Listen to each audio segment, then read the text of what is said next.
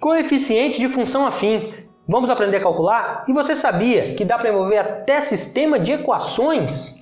Pois é, pior que dá. Vem com a gente, vamos conferir. E confere a parte 1 se você ainda não viu. Eu sou a Brunella, ele é o Lucas. Vamos lá.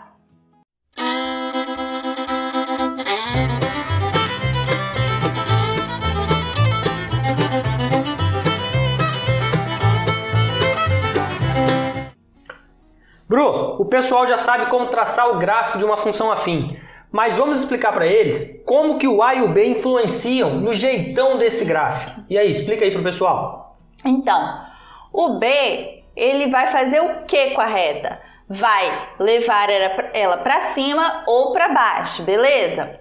Primeiro vamos ver quando o B é 0. Quando o B é 0, ela passa, é uma reta que passa exatamente no meio, ali que a gente chama de origem, que é onde o X e o Y se cruzam. Por que ele passa ali? Porque quando o X é 0, o Y é 0, correto?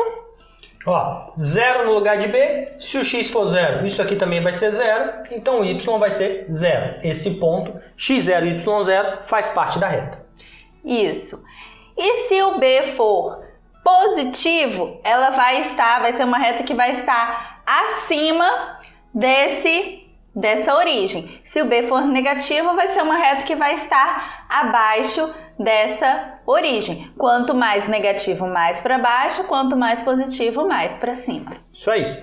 E o A? Como que o A influencia? O A que multiplica esse X aqui, Olha aqui com a gente nesse gráfico. Presta atenção aqui, Se o A for positivo, a reta, a gente diz que ela é uma reta crescente. Como assim? O X aumentando faz o Y aumentar também. Ela é para este lado de cá, ok? Já quando o A é negativo, ela fica ao contrário. A gente chama de reta decrescente. Por que decrescente? Quando o X aumenta, o Y diminui. Ok? Então, o B faz a reta subir ou descer e o A, positivo ou negativo, faz a reta ficar para um lado ou para o outro. E o A igual a 0, Bru? Mas o A igual a 0 não pode, né? Não é função afim, é uma função constante. Geraria um gráfico, horizontal, uma reta horizontal, beleza? E a reta vertical, a gente teria uma reta vertical? Olha, reta vertical pode até existir, mas nem função é. Então, pra gente, não tem significado nenhum, beleza? Reta horizontal é uma função constante, não é função afim. Reta vertical, nem função é.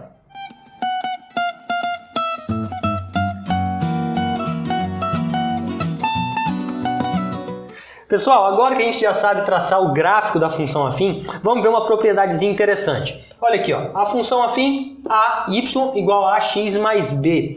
E a gente consegue calcular o valor de A através de dois pontos que a gente tenha do gráfico. Ok? A gente vai ver agora como faz isso. Mas antes, na função, o A ele pode ser chamado de taxa de variação. Não é muito comum, mas pode acontecer. E aí, Bru, como que a gente calcula esse A? Então, A é essa fórmula que está aqui, y2 menos y1 sobre x2 menos x1. Mas como assim y2, y1, x2, x1? A gente pega dois pontos dessa reta, aqui o ponto x1, y1 e o ponto x2, y2 e faz aquela continha, x2 menos x1 é o que? Exatamente essa distância que tem entre o x1 e o x2, né? E y2 menos y1 é o que? Também é a distância que tem entre y2 e y1. Isso aí.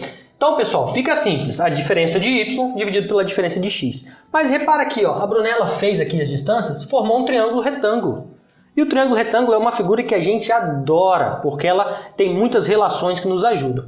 Então a gente também pode relacionar esse valor de A como sendo tangente do ângulo alfa. Esse ângulo aqui, que ele vai ser o mesmo ângulo, o Brunella está desenhando ali, vai ser o mesmo ângulo lá de dentro do triângulo. ok? Então, o A pode ser calculado assim, y2 menos y1 sobre x2 menos x1, ou então como tangente do ângulo que essa reta que o nosso gráfico forma com o eixo horizontal. E aí, quando eu estou falando de gráfico, e aqui já é muito mais comum, o A ele é chamado de coeficiente angular e inclinação da reta. Pode ser um ou pode ser outro. Isso daqui é bem comum, não é, Bru? Isso mesmo. Acabamos de aprender como calcula o A se a gente tiver 2 pontos do gráfico. Vamos ver um exemplo aqui, ó. Se eu tiver os pontos 1 e 2 para x, que vão gerar os y 6 e 10. Como que eu acho o A?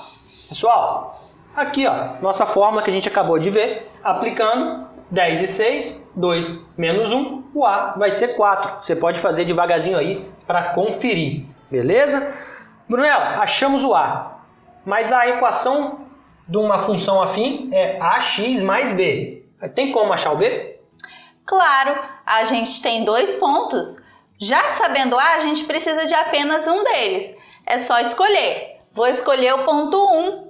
E aí, ó, vou substituir o x igual a 1 e y igual a 6. Ó, y igual a ax, o a é 4, nós já calculamos. 4x mais b. Só que eu vou escolher o ponto 1. Quando o x for 1, o y é 6, não é? Então, no lugar do y eu boto 6, no lugar do x eu boto 1. Fazendo essa conta, o b vai ser 2. E se eu escolher o ponto 2? Se você escolher o ponto 2, faz você aí em casa, coloca os valores do ponto 2 para você ver quanto que vai dar o b. Só uma dica, tá? Vai dar 2 também. Mas faz para conferir, vai dar 2, eu te garanto. Bru, como que fica a equação dessa função? Então, olha, y é igual a ax, o a é 4, então 4x mais b, o b é 2, beleza? Só que tem um outro jeito de calcular o a e o b, sem ser utilizando essa fórmula aqui que a gente vai te explicar agora.